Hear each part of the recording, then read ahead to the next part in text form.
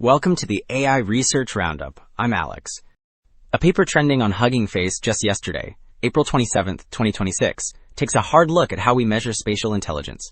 As AI research shifts from two-dimensional image recognition toward three-dimensional environments for robotics, we are finding that many of our current testing benchmarks might actually be letting models cheat using non-visual shortcuts. The paper is titled ReVSI, Rebuilding Visual Spatial Intelligence Evaluation for Accurate Assessment of VLM 3D Reasoning.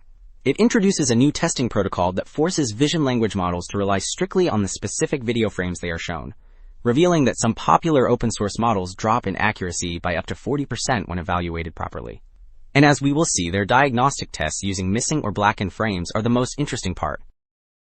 And for those interested in the implementation, the authors have shared their code on GitHub.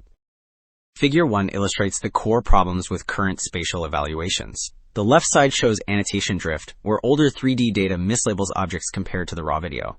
The top right highlights frame sampling issues, since a model given only 16 frames cannot fairly count items hidden in unselected portions. The bottom right compares performance, revealing that some models hallucinate heavily on dummy videos, which are test clips deliberately missing the queried object to expose random guessing. Figure 2 quantifies the errors found in the older VSI-Bench tasks. The pie chart on the top left shows that nearly 40% of the object counting questions are either wrong or ambiguous. On the top right, room size estimation suffers from similar issues, often caused by unclear boundaries in open areas.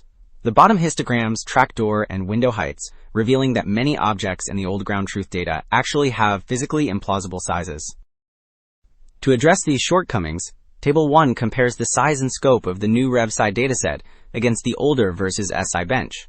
The updated benchmark expands the testing grounds to 381 scenes and over 5,300 distinct objects. More importantly, it introduces open vocabulary support, jumping from just 65 object labels to 504.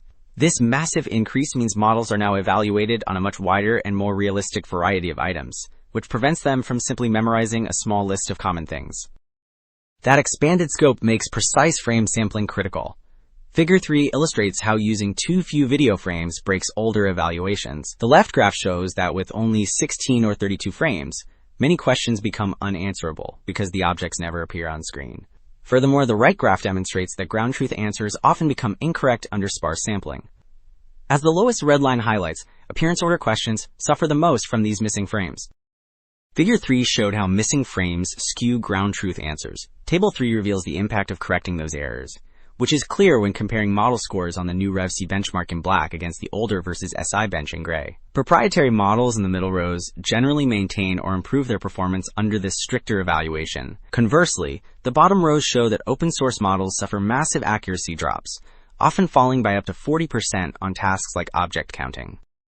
That drop in accuracy on the new benchmark leads us straight to Table 5, which tests whether models actually perceive objects or just blindly guess.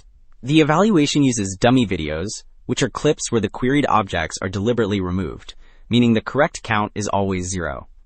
The right side columns track exact match accuracy across 3 tricky conditions, including tests on completely black videos. Notice the bottom rows. Models fine-tuned specifically for 3D tasks fail catastrophically, scoring near 0% because they constantly hallucinate objects that are not there. Even among general zero-shot models, some like Intern versus L3.5 struggle heavily, often claiming to see objects on a pitch-black screen.